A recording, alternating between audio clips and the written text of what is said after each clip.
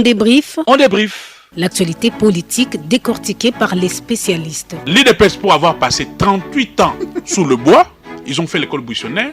Aujourd'hui, ils ont un problème. Ils n'ont pas cerné les fondamentaux de la gestion. Je sais que j'essayais de taxer de tous les mots. On débrief. Chaque jour, de lundi à vendredi, de 15h30 à 17h, suivez les journalistes analyser sans complaisance l'actualité.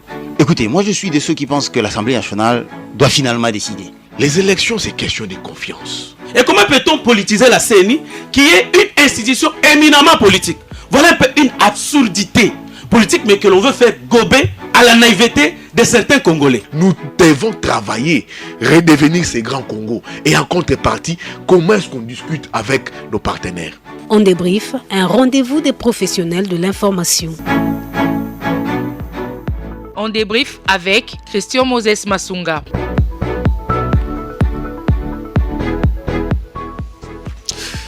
Bon après-midi à toutes et à tous et bienvenue dans ces nouveaux numéros de votre émission débrief sur RTGA FM. C'est un plaisir comme à l'accoutumée pour nous de vous savoir toujours nombreux à cette heure de votre émission.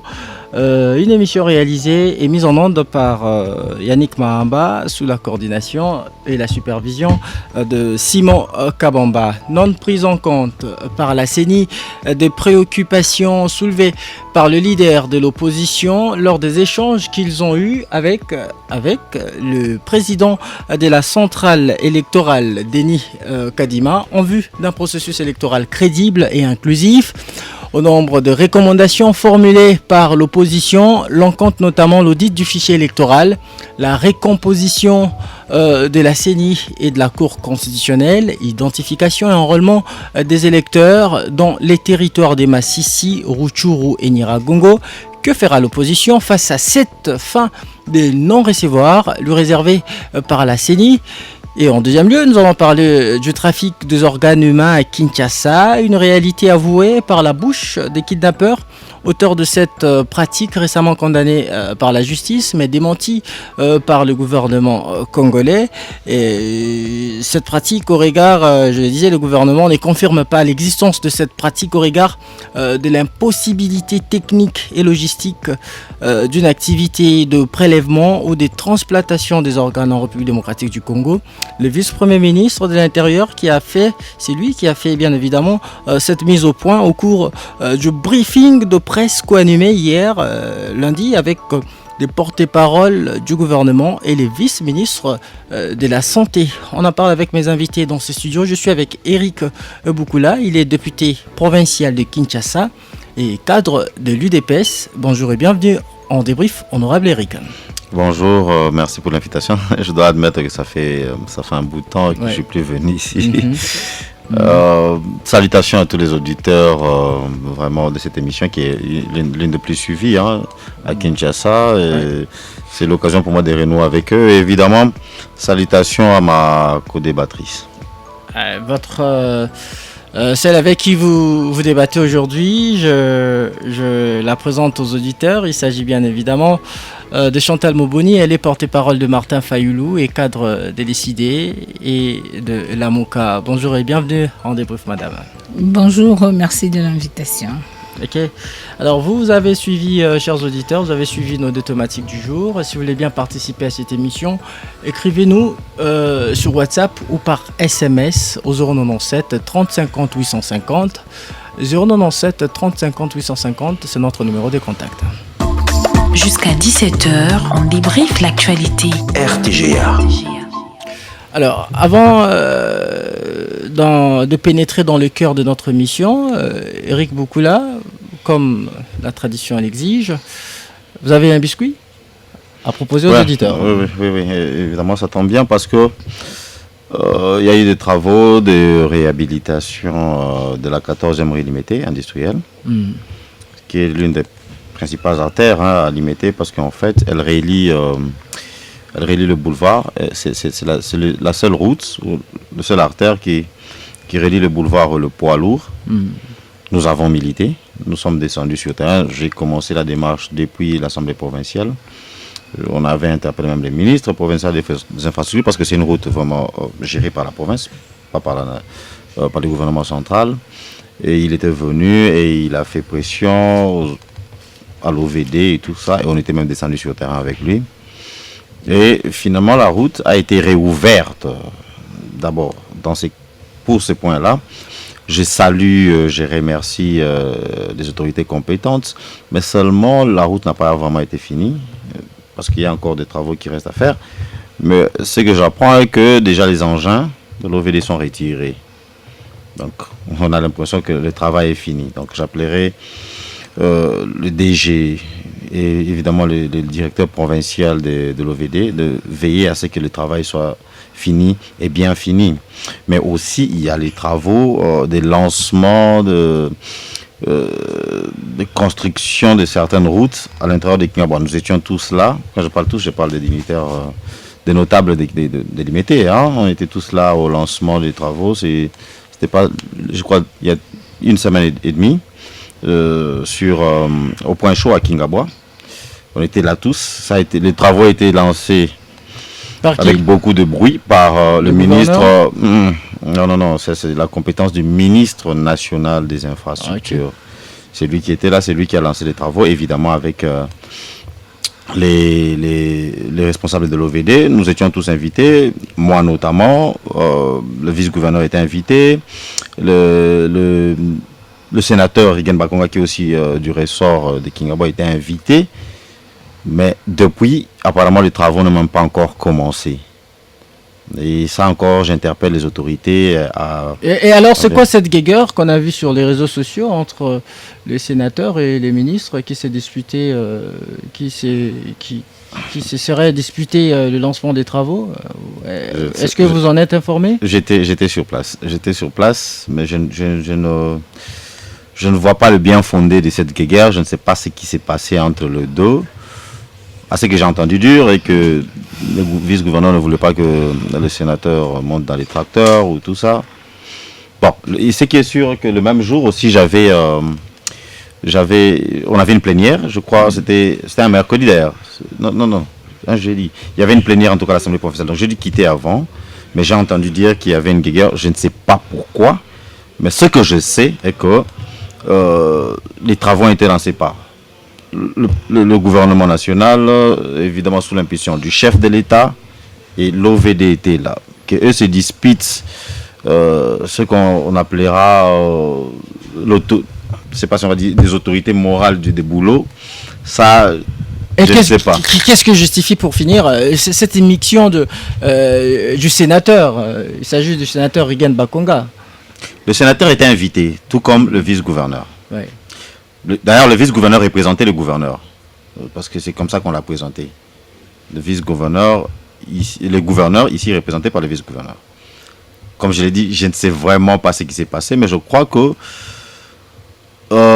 ça n'aurait pas dû... Il n'y a pas de raison que des choses comme ça se passent, surtout aux yeux de la population.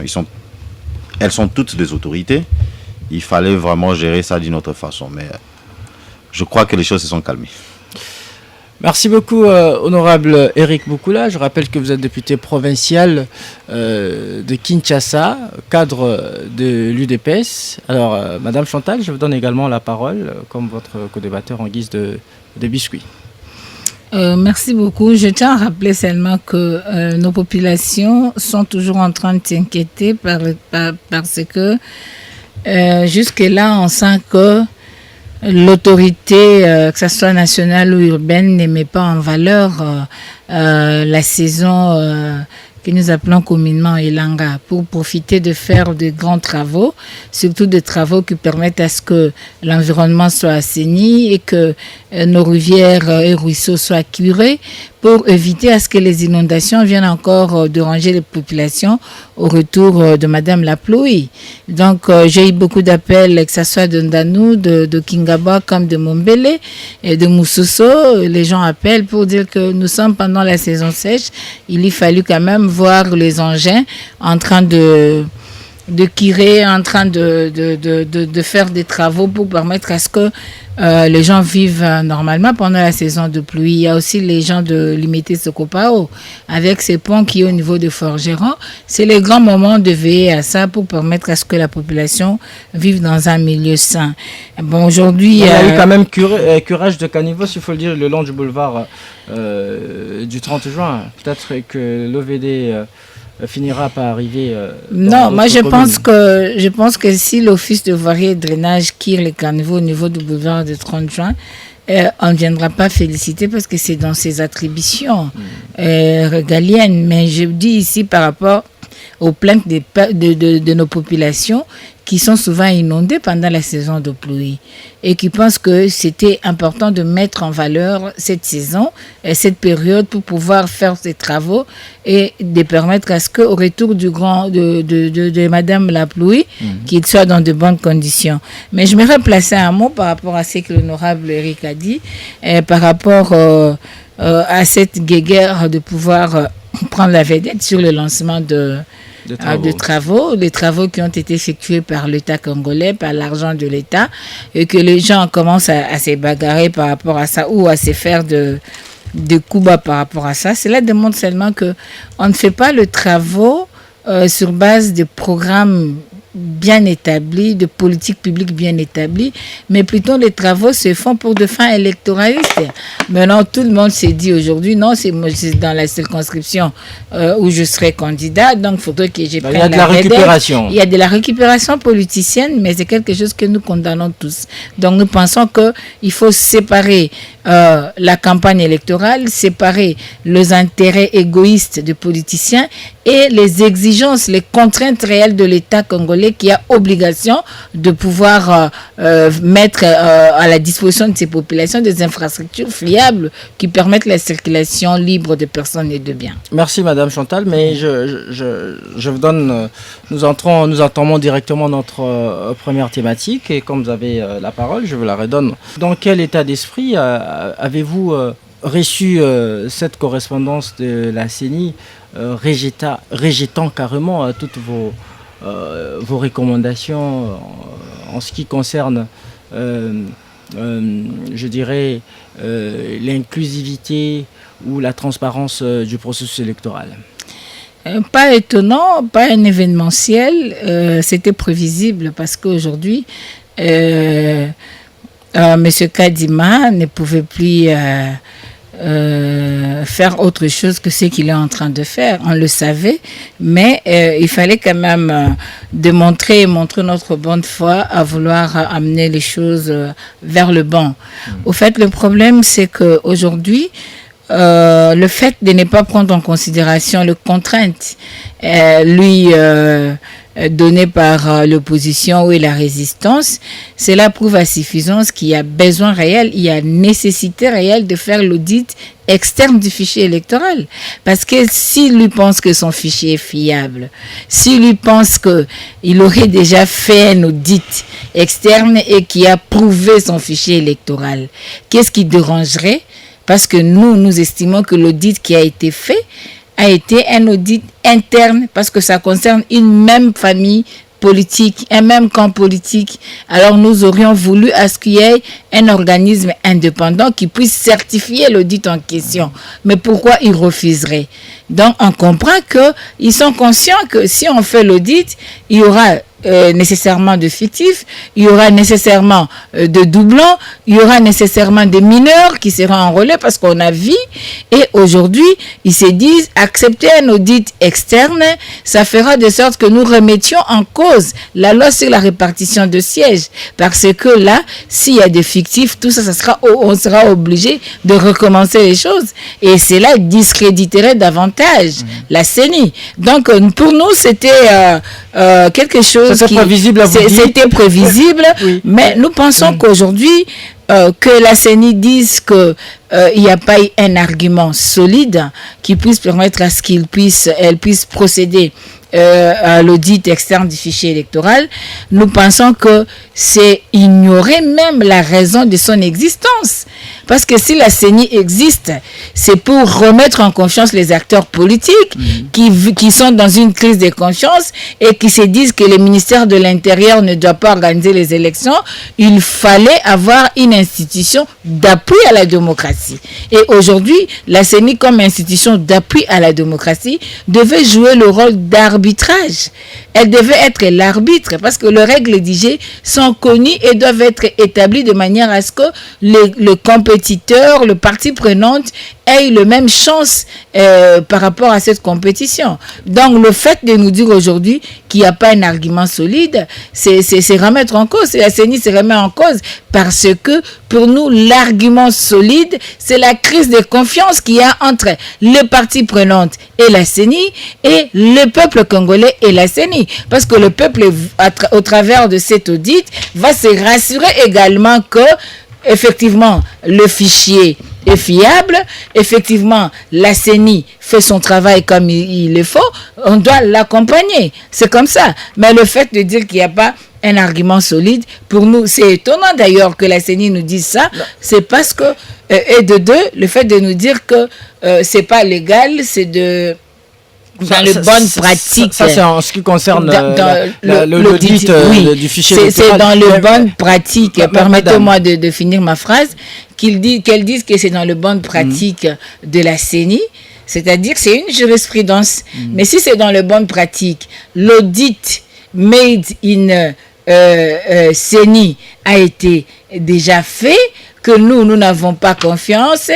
Aujourd'hui, il est important, alors dans les bonnes pratiques, qu'un audit externe soit fait. Donc aujourd'hui, nous dire que c'est pas des actes réglementaires, et pourtant, le calendrier de la CENI a reconnu une période pour l'audit du fichier électoral et que cet audit a occasionné des frais au niveau du trésor public et que le calendrier de la CENI a été publié sur base d'une décision de la CENI qui fait office d'un acte réglementaire, nous pensons que là, il y a un problème. Mais la CENI, madame, elle est claire dans sa correspondance en ce qui concerne certaines de vos recommandations, notamment la recomposition de son bureau et de la Cour constitutionnelle. La CENI a dit qu'elle ne peut ne peut pas répondre de matières qui ne sont pas matériellement du champ de ses prérogatives et que vos requêtes n'ont aucune pertinence avec son mandat constitutionnel. Est-ce que vous n'êtes pas peut-être fourvoyé sur ce point-là? Non, c'est pas un problème, nous comprenons, parce que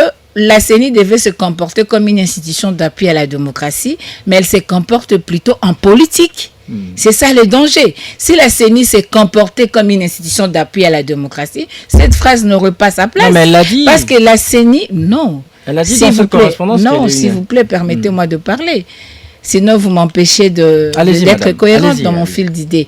Aujourd'hui, vous allez voir que quand nous parlons de la recomposition du bureau de la CENI, pensez-vous que la CENI peut nous dire autre chose que ça?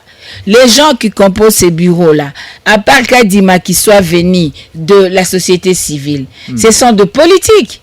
Et jusqu'à aujourd'hui, que ce soit la MOCA, que ce soit les autres parties prenantes, ne reconnaissent pas avoir envoyé les gens à la CENI.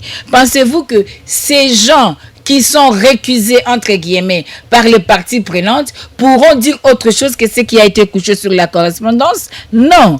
Ce que nous demandons, c'est que la CENI doit se comporter comme une institution d'appui à la démocratie et non comme une politique. Donc aujourd'hui, que la CENI nous dise que la compétence étant d'attribution, mais elle doit faire ce qu'elle doit faire. Mais quand la CENI, par exemple, ne veut pas publier la liste des électeurs, parce qu'on avait demandé, même s'il dit qu'il va publier, c'est légal, c'est dans la loi électorale.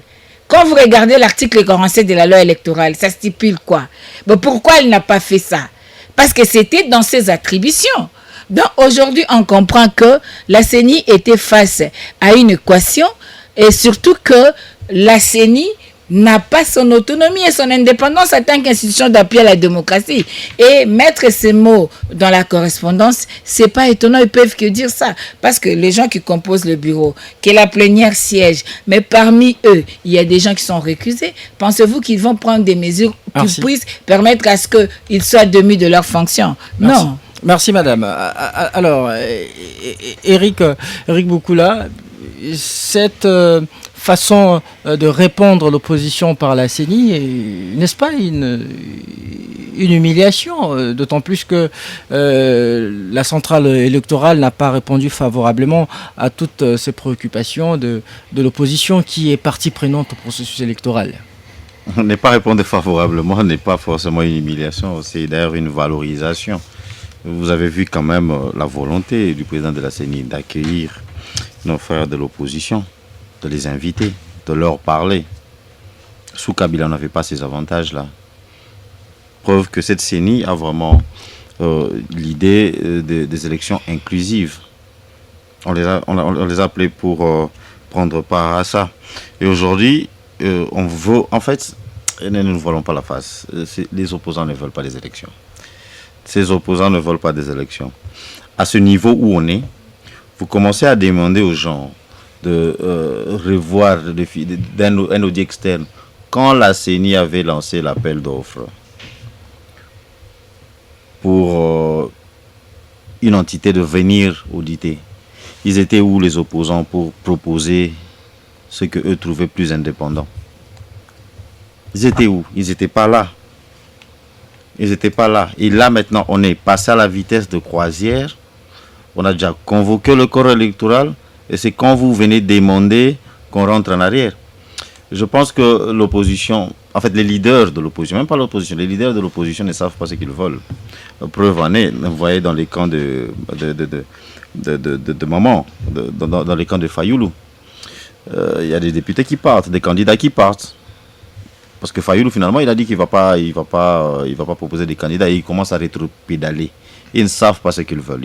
Soit ils ne sont juste pas prêts pour ces élections, mais ils avaient tout le temps de s'y préparer. Au lieu de chanter, vérité des urnes, patati patati, il fallait s'apprêter pour un électorat. Maintenant, là, on est à 6 mois des élections. Vous voulez que les gens puissent rentrer en arrière? 5 mois déjà. 5 mois déjà. Et franchement, les gens ont besoin des élections. La population a besoin. Nous, les députés, nous avons besoin de légitimité. Donc, personne n'a besoin d'un glissement. Et pourtant, ils accusaient M. Kadima de glissement, de vouloir chercher un glissement. Maintenant, là, qu'il respecte son calendrier, c'est encore un problème. Apparemment, nos opposants ne savent pas ce qu'ils veulent. En passant, c'est vous qui posez des questions, vous poserez peut-être la question à ma co-débattrice. Est-ce que Fayoulou va déposer des candidatures ou pas? Parce qu'on est là, on est à 5 jours de la clôture de dépôt des candidatures au niveau national. Ils vont déposer. Je crois que cette réponse de la CENI, je veux poser la question à madame, vient justement renforcer la position de Fayoulou, celle de boycott peut-être. Vous êtes sûr qu'ils vont boycotter? Ils avaient fait ça en 2018. Hein. Ils disaient avec machine à voter, on ne va pas aux élections. Mais ce sont les mêmes qui sont en train de réclamer leur victoire avec ces machines à voter là. Donc moi je pense que c'est une opposition à ne pas vraiment prendre au sérieux. Parce que la réalité est qu'ils sont conscients que franchement, vous pouvez faire le sondage, vous pouvez descendre sur la rue. Il n'y a pas un candidat sérieux qui fera face à Félix-Antoine Tshisekedi à la présidentielle. Ça c'est clair. Maintenant, est-ce que maman, comme elle est là, refusera-t-elle de déposer sa candidature? Elle aspire à être députée. Je crois que M. Fayoulou aura des problèmes dans son camp. Donc on veut les élections. La population veut des élections. On veut renouveler. C'est un jeu démocratique qu'on a déjà engagé. Notre pays est déjà engagé dans cette voie-là. Alors ne revenons pas. Et ils oublient ce qu'ils oublient. C'est que c'est le premier pouvoir, le premier régime qui a accédé de manière démocratique et c'est la plus grande force démocratique, le plus grand parti en RDC. Donc, on ne va pas jouer au jeu des uns ou des autres. Je crois que le chef de l'État était clair que personne ne va nous empêcher d'aller vers les élections. Allons vers les élections. Et Madame Chantal l'a dit, c'était prévisible. Il y a aussi des observateurs qui pensent que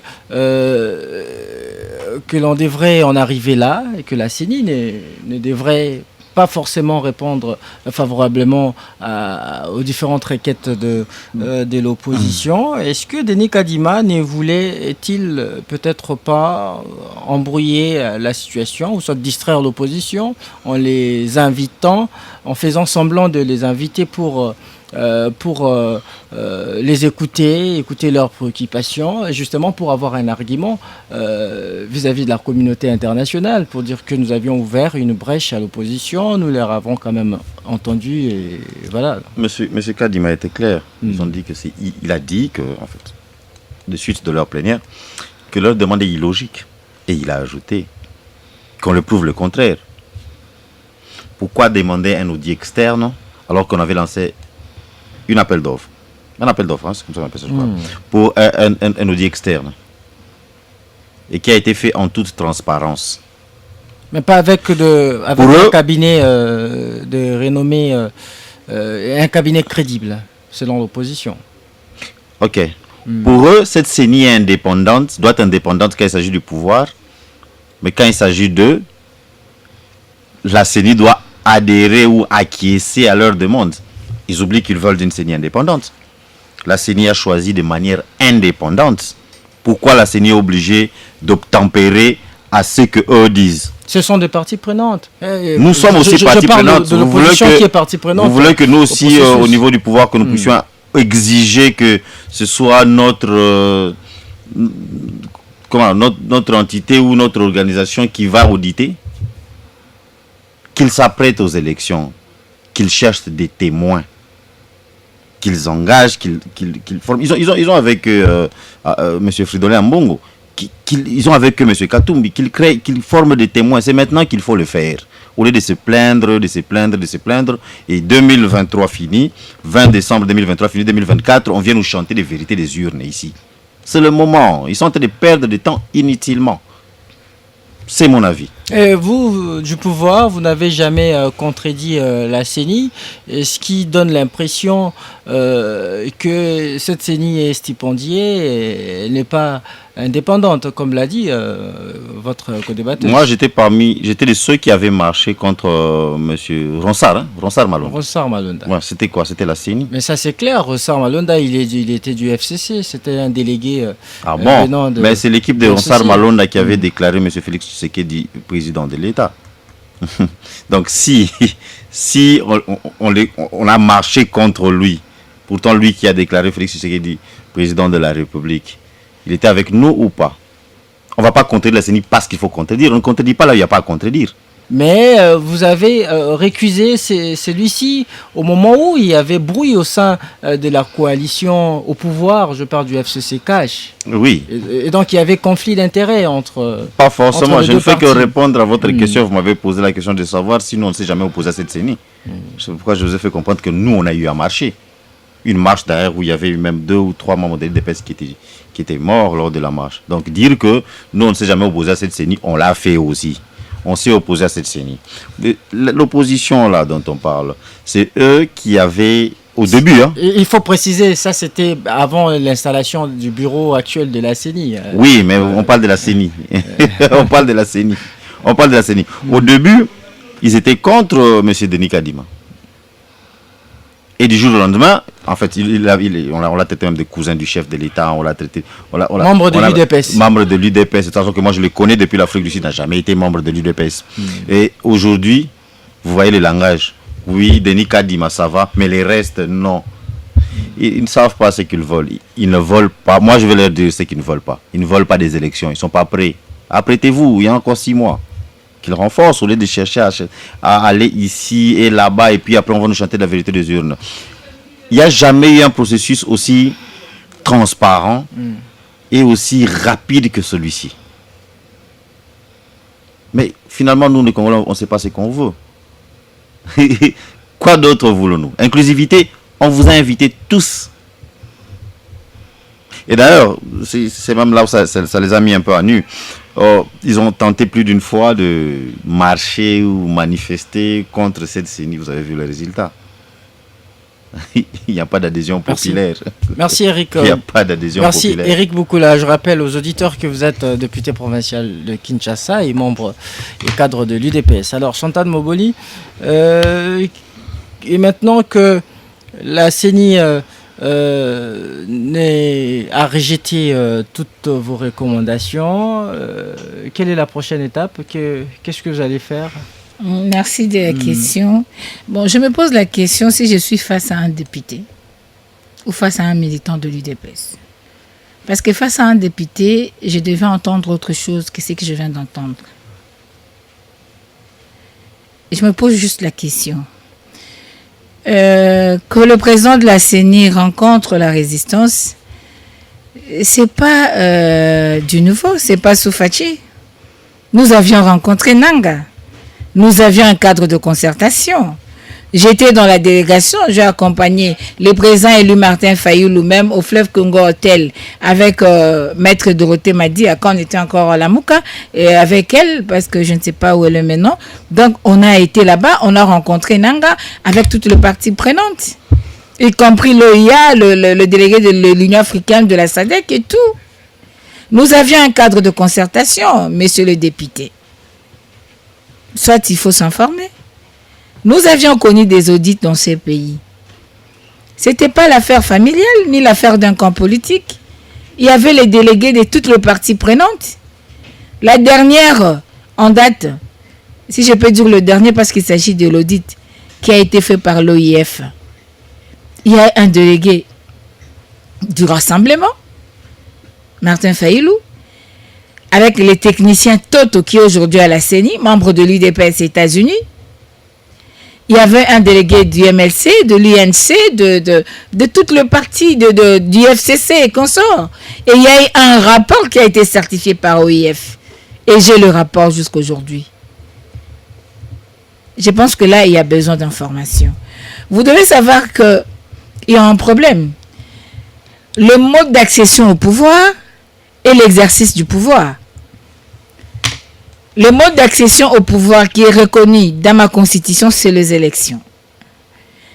Et ma constitution reconnaît le caractère inclusif, démocratique, libre, transparent et apaisé de ces élections. Monsieur le député, merci de consulter les préambules de la constitution. Tout est écrit là-dedans. Et ces élections n'est pas l'affaire d'un parti politique, c'est pas l'affaire d'un groupe d'individus, c'est l'affaire de tout un peuple. C'est l'affaire de toutes les parties prenantes. Que vous nous disiez aujourd'hui que vous aviez fait un processus électoral qui n'a jamais existé. Qui trompez-vous? Pas nous, la CENI. Qui trompez-vous? Non, parce que vous parlez au nom de la CENI. Non, je ne suis pas porté par la CENI. Vous ne l'êtes pas, mais ce que vous avez donné comme impression. Ah, c'est votre impression. Vous dites que c'est ça. Non. Vous savez, en 2006... il y avait le SIAT. Vous rappelez-vous du SIAT? Et le rôle que le SIAT a joué? En 2011, en 2018, aujourd'hui, ici dans ces pays, Malou Malou, en 2006, a fait l'identification et l'enrôlement des électeurs pendant 3 mois dans tout le pays, avec une carte d'électeur la plus meilleure de tout le processus électoral. Nanga, malgré ce qu'il a fait, avec une carte d'électeur de meilleure qualité. Vous voulez parler de la rapidité, avec quelle qualité? Nous avons vu, monsieur l'honorable, les mineurs s'enrôler. Nous avons vu des véhicules accidentés avec des kits électoraux. Depuis que l'enquête a été ouverte, où en sommes-nous, monsieur le député? Pensez quand même à votre population. Savez-vous que la souveraineté électorale est un droit légitime, l'article 5 de ma Constitution, et que cela doit émaner du peuple? Voulez-vous confirmer ici que la résistance ne s'est pas préparée? Vous trompez qui? Ce n'est pas à 5 mois qu'on peut poser ça. C'est depuis 2019 que nous parlons de ça. Le président Fayoulou a commencé par le plan de sortie des crises. Nous avons fait des réformes, des propositions de réformes, que ce soit de la loi électorale, que ce soit de la loi portant identification et enrôlement des électeurs, que ce soit de l'organisation et fonctionnement de la CENI. Nous avons tout fait, même du calendrier électoral.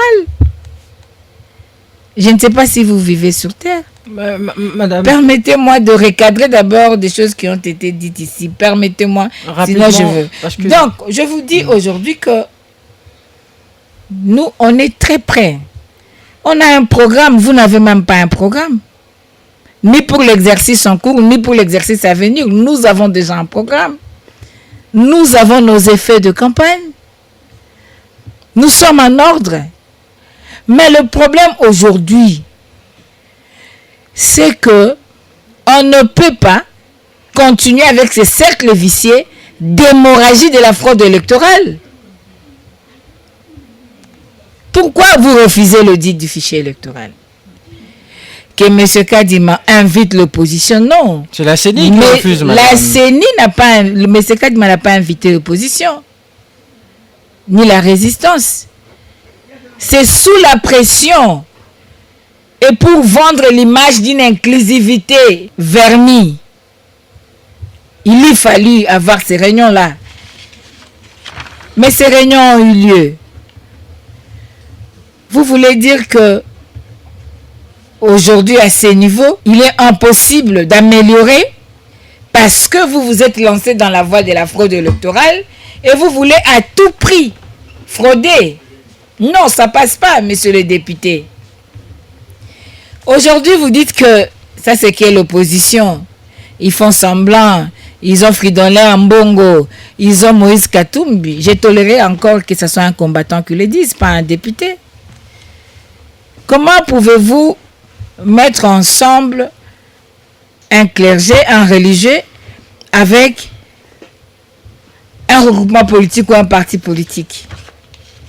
Nous étions avec vous dans l'opposition. On n'a pas travaillé avec l'Église catholique. Madame, dites-nous un peu. Martin Fayoulou compte s'annoncer pour qu'aujourd'hui, oui, je suis dans mon temps. Je vais vous répondre. Je crois qu'il y a d'autres questions à y répondre, madame. Bien sûr, je suis dans mon temps. Je dois d'abord vider ça. Je regarde vider un peu plus rapidement. Non. Aujourd'hui, pour dire que c'est le premier régime démocratique, vous rêvez. Vous êtes en train de rêver. Il n'y a pas plus mauvais régime que celui-ci. Vous pensez vraiment que vous regardez partout, il n'y a personne qui puisse faire face à Fachi? Avec quel bilan? Quand lui-même reconnaît que la justice a échoué. La justice élève une nation, dont la nation n'est pas élevée, d'où Fachi a échoué. Vous avez étudié les syllogismes, monsieur l'honorable. Quand lui-même peint son tableau et reconnaît que ça n'a pas marché, que voulez-vous nous dire en plus? Donc, monsieur le député, je vous prie de prendre place. Je vous prie de considérer la population et non vos intérêts égoïstes et partisans. Le peuple est croupi dans la misère, vous êtes député. À combien s'échange le dollar aujourd'hui? Madame Oboni, s'il vous plaît. L'insécurité qui est dans la ville, province de Kinshasa, parce que vous êtes député provincial. Qu'est-ce que vous avez fait? Restons dans, cette question. Non, c'est pas à lui de me dire. Restons dans cette question électorale, madame. On va soulever le sujet. Non, s'il vous plaît. Non, vous l'avez parlé. Permettez-moi de vous poser la question. Je lui réponds parce qu'il a parlé de ça. Il va soulever le sujet, ne vous en faites pas. Je vous redonne la parole. Alors, madame. Je ne suis pas en dehors. Martin Fayoulou va déjà s'annoncer comme il l'a promis. Demain, il va s'adresser à la population. Et va-t-il fixer l'opinion sur le boycott total du processus ou soit de sa participation? Prenez votre mal en patience. Il va parler. Ses camarades qui, malgré tout, ils vont quand même prendre part à ces processus. Non, vous savez que ce sont les candidats présidents. Chacun a sa vision, chacun a son regroupement politique, chacun a l'idéal qu'il est en train de poursuivre. Donc aujourd'hui, nous pensons qu'il faut mettre en exergue l'intérêt du Congo qui est l'intérêt des individus. Aujourd'hui, ne soyez pas pressés. Demain, le président Martin Fayoulou va parler et vous saurez la suite. Donc, aujourd'hui, dire que ce processus est transparent, qu'est-ce qui garantit même l'intégrité électorale? Qu'est-ce qui garantit même la transparence de ce processus? Tout s'est fait avec une opacité exagérée. Et tout le monde le dit. La CAS a dit, la Commission africaine de suivi des élections en a parlé. La société civile en parle. Tout le monde en parle. S'il vous plaît, considérant votre mode d'accession au pouvoir, vous seriez honnête et raisonnable de faire autrement que ce que Kabila a fait. Mais nous comprenons aujourd'hui qu'au-delà d'être le meilleur élève de Kabila, vous devenez encore plus que même là où Kabila avait fait. Parce que la CENI, ce sont le même mot que nous avons revendiqué hier, que nous avons demandé à ce que ça soit effacé hier. C'est ce qui se répète aujourd'hui. On ne fait qu'échanger les individus, mais le système reste le même, monsieur l'honorable. Donc aujourd'hui, nous avons marché avec vous contre la machine à voter, mais après Ibinza et Monaco, vous êtes rentrés, vous avez dit, avec ou sans machine, on part. Madame, c'est de l'histoire du pays. Et la machine à voter, après le cadre de concertation avec nos pères spirituels, la Cinco, les CC et le Simocel et autres, on a décidé que ça soit utilisé comme une simple imprimante. C'est sous ces garanties que nous avions accepté finalement d'y aller. Donc si aujourd'hui, des députés de votre État venaient brandir ça devant le peuple congolais, il y a quoi de se poser de questions. Madame, pourquoi le 4 leaders les 4 leaders de l'opposition signataires de la déclaration de Lubumbashi ne parlent pas d'une même et seule voix? Est-ce que cela ne fragilise pas votre bloc? Non, vous avez un devoir, vous avez aussi vraiment une mission de faire en tant que journaliste. Ce sont les 4 candidats présidents. 4 candidats qui s'étaient déclarés présidents de la République, qui ont jugé bon de mettre les idées ensemble pour mener des actions afin d'obtenir un processus électoral crédible, afin de lutter contre la vie chère et l'insécurité qui est généralisée. Ce sont les mots qui gangrènent la société. Et quand le candidat président, chacun dans son parti, chacun dans son regroupement, chacun dans sa vision, pense que pour l'intérêt du peuple, luttant contre l'insécurité, je ne pense pas que ça soit un problème. Et quand vous lisez la déclaration de Lubumbashi, c'est bien écrit, c'est d'ailleurs le paragraphe introductif, c'est que nous, signataires de la présente déclaration, malgré nos diversités, nous avons convenu de mener les actions communes. Donc vous êtes journaliste, investiguez, vous avez la déclaration, je peux vous la donner aussi. Donc c'est ça. Donc ça n'enfreint en rien l'autonomie de chaque parti politique ou de chaque leader politique. Parce que ce n'est pas une coalition politique, ce sont les candidats qui ont été déclarés présidents de la République. Merci beaucoup, madame. Alors, Éric Boukoula, et si jamais d'autres parties prenantes au regard de cette... fin de non-recevoir de la CENI refuse carrément de prendre part au processus électoral. Est-ce que cela ne va pas entacher la crédibilité même de ce processus? En 2006, l'UDPS n'avait pas... 2006 et même d'ailleurs 2011 aussi, avait boycotté les élections. On a assumé et les ciels ne sont pas tombés. Donc si nos frères et sœurs de l'opposition veulent boycotter, c'est eux, ce n'est pas le peuple congolais qui a boycotté. Le peuple va voter et je crois qu'on le saura par le taux de participation. Maman Chantal nous parle du mode d'accession au pouvoir. Elle parle de notre mode d'accession au pouvoir. Elle s'y est apaisantie. Mais en même temps, elle s'appelle résistante. Et savez-vous ce que ça signifie résistante, Maman Chantal? Les résistants, ils ne vont pas dans un processus électoral. Les résistants, le mot vient d'ailleurs de la Deuxième Guerre mondiale. Il y avait un groupe de Français qui ont fait la résistance, qui ont refusé d'être des collaborateurs des Allemands, des nazis, et qui ont décidé de reprendre leur pays par la force. Et maman s'est dit, elle a répété ça plusieurs fois, hein, nous, résistants. Si vous êtes résistants, alors n'allez pas aux élections. Allez rejoindre les M23. Qui est d'ailleurs votre branche armée, parce que vous faites écho de ce qu'eux disent là-bas. Allez prendre les armes, allez c'est ça les termes de résistants. Donc on se dit résistant, mais on veut prendre part aux élections finales. Cette opposition ne sait pas ce qu'elle vaut. Maman Chantal a parlé elle a cité des cas où elle avait pris part à des tractations en 2018, 2017, 2016. Je vais lui avouer que j'étais aussi parmi... ceux qui y prenaient part, et vous pouvez poser la question à mon vieux Martin Fayoulou. Bizarrement, je ne vous ai jamais vu, maman. Je ne vous ai jamais vu lors de ces tractations. Donc, je crois qu'il y a des délégués, il y a des personnes... Oui, non, elle a dit qu'elle y a pris part, s'il vous plaît. Elle a dit qu'elle y a pris part. Posez la question à M. Fayoulou.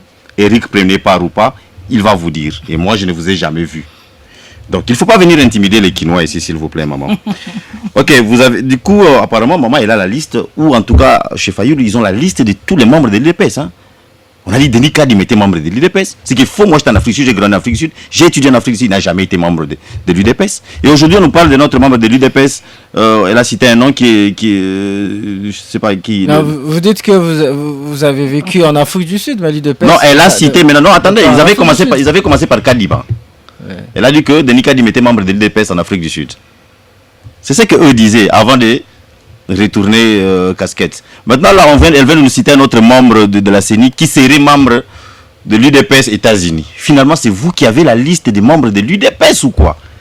Franchement, moi, je pense que c'est cette opposition, ils veulent un glissement. Ils ne se sont pas préparés pour les élections. Ils veulent intégrer les institutions pour, je ne sais pas, se refaire une santé financière. Le glissement, à qui profiterait le glissement, n'est-ce pas à vous? Pas à nous.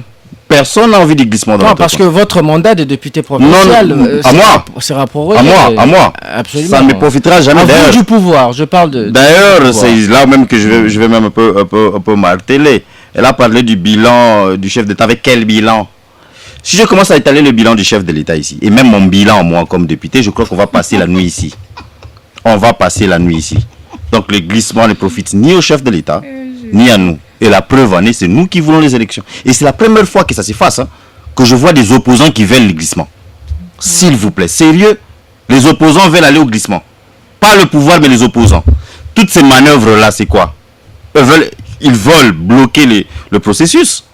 Et pour la première fois, ils ne veulent pas le glissement, lorsqu'ils disent qu'ils n'accorderont pas, ne serait-ce qu'un seul jour à Félix Tshisekedi. Mais en même temps, on nous demande de proposer la CENI. On nous demande de recommencer un audit externe du fichier. On nous demande. Ils veulent quoi? Et ils ont même posé la question à M. Denis Kadima, pourquoi tu vas si vite? Franchement, c'est ça une opposition. C'est la première fois que ça arrive dans ces pays. C'est comme ça que vous voyez les Quinois les ont qualifiés ou nommés d'opposition à péter. Vraiment, jamais il y a eu telle opposition dans ces pays. Ok. Elle a parlé du toilettage, hein. Le toilettage du fichier électoral. Du fichier électoral. Elle a parlé des enfants qui sont à l'intérieur. Ce qui ne leur assure toujours pas. Tout ça. Il y a peut-être, ils n'ont pas encore maîtrisé comment. Moi, j'étais allé à une conférence à l'époque de NDI avec M. Fayoul. On nous avait expliqué toutes ces choses. Je ne sais pas comment M. Fayoul ne s'en rappelle plus.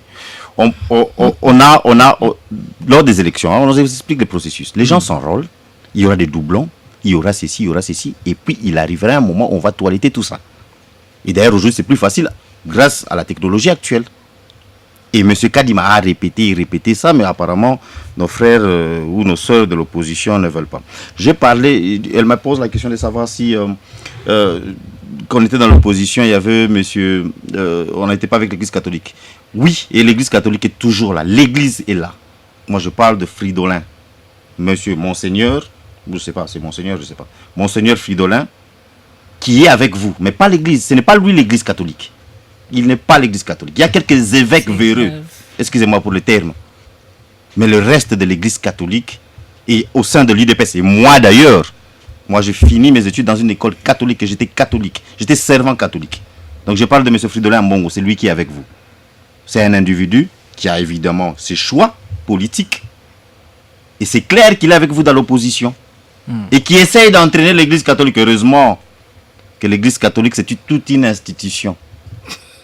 C'est toute une institution qui ne va pas se laisser emmener par les sentiments d'une personne qui, pour des raisons pécuniaires, des raisons financières, vous chutez, reçoit 1, 2, 3 chez votre parrain politique, M. Katumbi. Et ce n'est pas pour ça que l'église va s'embarquer. Donc, rassurez-vous de ce côté-là. Aujourd'hui, elle vient parler, vous avez entendu ce qu'elle a dit ici. Vous n'êtes pas seulement que l'ami des Kabyles et tout ça, mais c'est Kabila votre allié. Le bloc aquatique, bloc c'était quoi? S'il vous plaît, calmez-vous. C'est qu'ils avaient appelé ça quoi? Bloc patriotique ou bloc aquatique? C'était avec qui? Kabila n'a pas rencontré Denis Kakadima, la femme. Je ne parle pas de ça, ça dépendra de lui. C'est son choix, il est un humain. Bon, mais je parle... Restons dans cette question. Oui, voilà, je rentre dans la question des alliés. Ce sont des alliés de Kabila, le bloc patriotique. Pourquoi M. Fayoulou, avec sa petite popularité qu'il avait à Kinshasa, il l'a perdu? Pourquoi il a été vomi par les Kinois? Parce qu'il a fait alliance avec M. Kabila. Merci. Voilà. Merci. Donc, maman, vous inquiétez pas, préparez-vous. Vous êtes candidate à Limité, je crois, ou à Moamba. Préparez-vous, ne suivez pas la distraction de M. Fayoulou. Maintenant, la question que j'avais posée et qui jusque-là, il n'y a toujours pas de réponse. M. Fayoulou va-t-il déposer les candidatures de ses membres ou pas? Il reste 6 jours. Alors, merci Eric Boukoula. Je rappelle que vous êtes député provincial de Kinshasa. On va marquer une petite pause et on reviendra pour entamer notre deuxième thématique juste après. Jusqu'à 17h, on débriefe l'actualité. RTGA.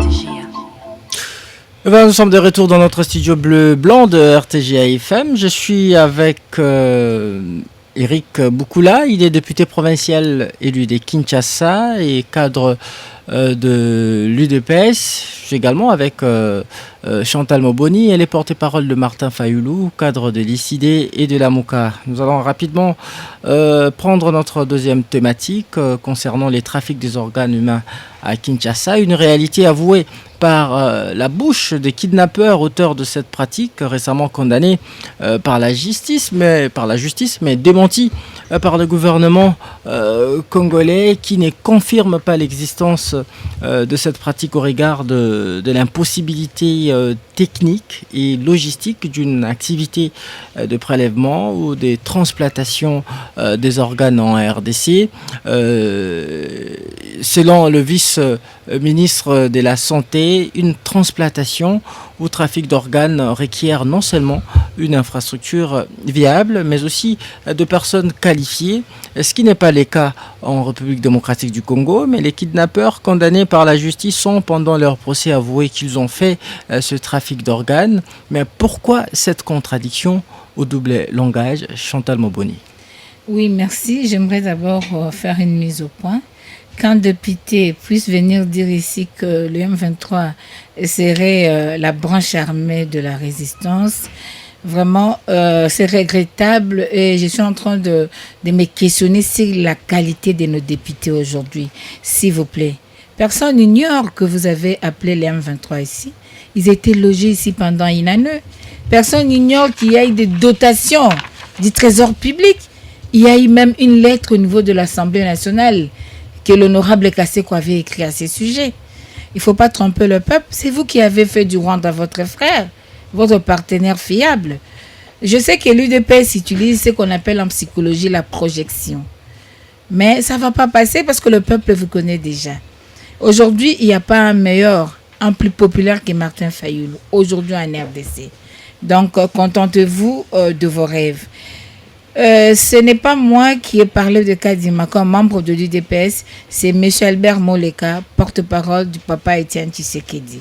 Donc ça doit être acté. Si vous étiez vraiment dans l'opposition, vous auriez su que M. Toto a été recommandé par papa Étienne. Il vivait aux États-Unis.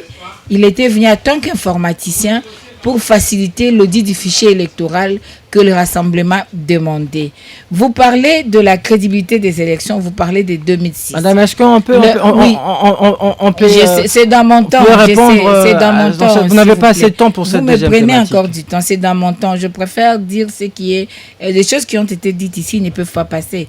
Vous voulez parler de 2006. Et le peuple doit comprendre qu'en 2006, vous aviez voulu qu'on vous reconnaisse comme parti politique. UDPS n'était pas encore reconnu comme parti politique. Parce qu'on n'a pas reconnu, vous avez refusé de vous enrôler. Vous avez appelé le peuple au boycott de l'enrôlement. Et après que l'enrôlement soit fini, Kabila vous avez demandé à ce qu'on rouvre le bureau d'enrôlement. Kabila avait refusé. C'est pour cela que vous n'êtes pas parti aux élections. Merci, madame. C'est différent de nous. Merci, madame. La crédibilité du processus électoral. Vous avez épuisé votre temps d'antenne. Il nous reste 8 minutes. Nous tendons déjà vers la fin de l'émission. Merci. Je vais dire, concernant l'insécurité, c'est l'incapacité de l'État à sécuriser le peuple. aujourd'hui, ces jeux de ping-pong qui est en train de se faire, pendant que les concernés ont fait les aveux, il y fallait mener des enquêtes importantes, responsables pour identifier les filières et permettre à ce que la situation soit connue. Parce qu'à la manière où vont les choses, on est en train de voir comme s'il y a une main noire qui est en train de mener certaines opérations. Donc aujourd'hui, moi, je n'entrerai pas dans ces guéguerres. Vous voyez, toute une situation préoccupante qui est des guéguerres entre la ville, ministère intérieur, commissaire provincial de la police. Vous trouvez ça normal? Mais les gens ont fait des aveux. Il lui fallait avoir une enquête sérieuse, même indépendante, pour que les responsabilités soient établies. Mais aujourd'hui, nous parler des cliniques, des transplantations, ceci, cela, comme on ne sait pas nous amener sur ces terrains-là, étant donné que les aveux ont été faits. Il faut questionner les gens qui ont fait ces aveux pour comprendre ce qui se passe réellement au juste. Merci beaucoup, madame.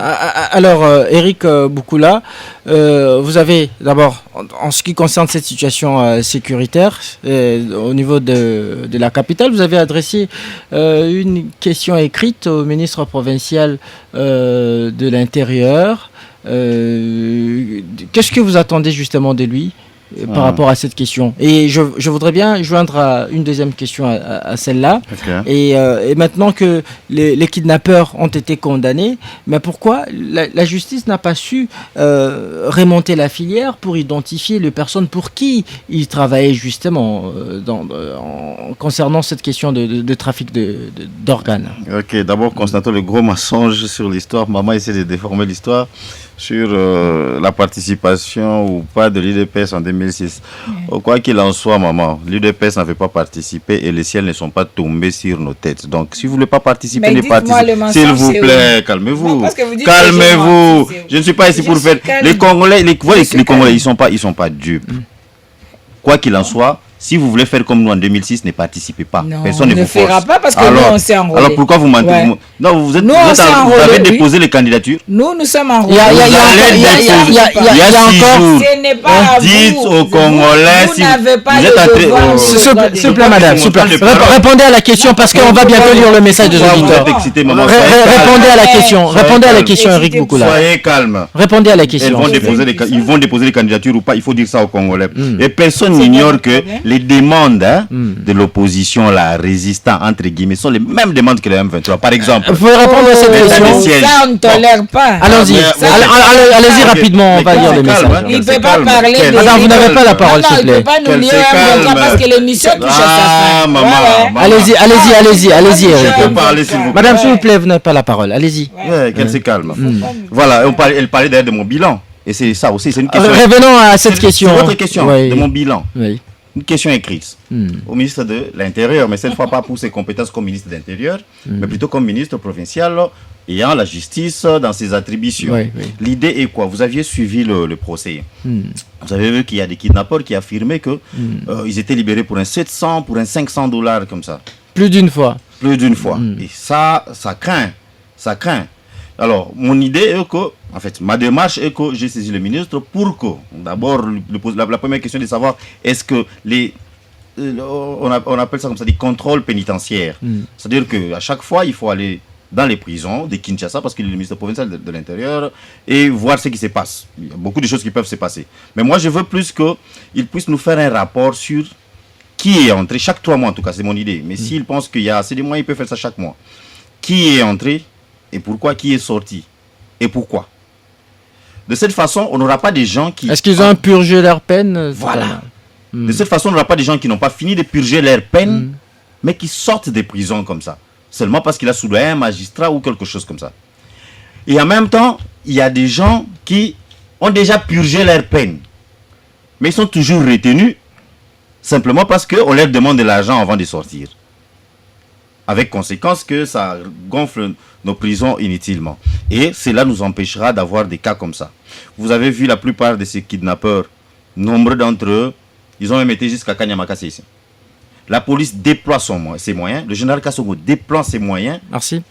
Des moyens financiers, des moyens logistiques. On va par-ci et par-là, on appréhende ces malfrats pour qu'un magistrat véreux qui veut se faire un $500 et $700 puisse facilement laisser les gens à la liberté comme ça.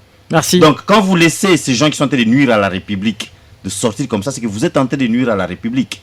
Donc, ces gens, les kidnappeurs, à moins qu'ils aient un appel et qu'il y ait un différent verdict, ils ont été condamnés à la peine de mort. Vu le moratoire, c'est à perpétuité. Merci. C'est à perpétuité. Donc, on ne veut pas voir ces gens-là dehors. S'ils sortent, si on les voit dehors, en tout cas, on doit savoir. Les Quinois veulent savoir. Le rapport de ces contrôles pénitentiaires doit nous être fait à nous, l'Assemblée provinciale. Merci, Eric. J'aurais souhaité que ce soit public, mais je crois que les lois ne le permettent pas. Merci Eric, il nous reste trop peu de temps, mais nous allons quand même lire quelques messages des auditeurs. Bonjour la RTGA. Demandons à l'honorable Eric pourquoi nous ne sentons pas un changement sur la situation électorale sous le régime Chilombo, différent du régime passé de Kabila. L'UDPS a déçu le peuple congolais. Nour Bin Anour. Message de Nour Bin Anour. Autre message. Bonsoir ma radio et merci à Maman Chantal pour vos analyses. Monsieur Eric, Kadima de l'UDPS veut le deuxième mandat pour le président. Nous voulons la bonne élection. Voilà, un message un peu compliqué, un message d'ingénieur Dieu Lukoko depuis Massina. Autre message, bonjour ma radio, la CENI est dans une logique de créer un chaos après la proclamation des résultats des élections, mais Denis Kadima en sera seul responsable. Maître Zachary. Salut Moses, salut, oui c'est Samuel Aosakadi depuis Kisanso. L'invitation de l'opposition par monsieur Kadima était un piège parce qu'il savait que l'opposition ne viendra pas afin d'asseoir la non-participation de l'opposition à ces élections. Made in UDPS. Autre message. Bonsoir. Voilà, il dit bonsoir. Eric, Kadima fait la volonté du pouvoir. Les élections sont déjà terminées en faveur de Fati. Et que les opposants se mobilisent pour sauver notre pays. Cher Eric, ces kidnappeurs sont au service. Et comme les voilà.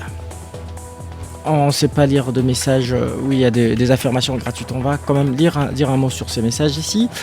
Voilà. Bonjour Moses, merci pour les castings en tout cas. Le peuple congolais est trahi par le gouvernement du pays à cause de kidnappeurs. C'est Patient Kalambaye depuis Rond-Point Gaba. On termine avec ce tout dernier message.